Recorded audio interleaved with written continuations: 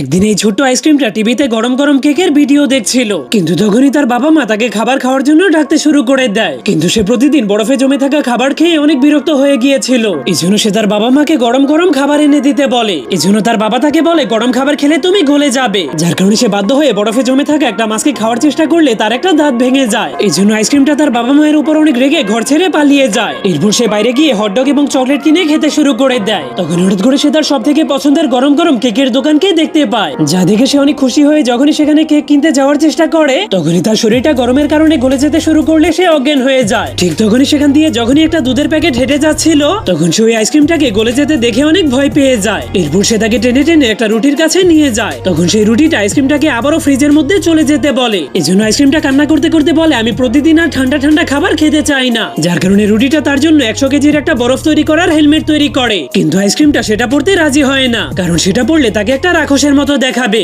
এই জন্য রুটিটা সেটাকে অনেক সুন্দরভাবে তৈরি করে দিলে আইসক্রিমটা সেটা অনেক পছন্দ হয়ে যায়। এই জন্য সে জীবনের প্রথমবার তার পছন্দের গরম খাবার খেতে পারে।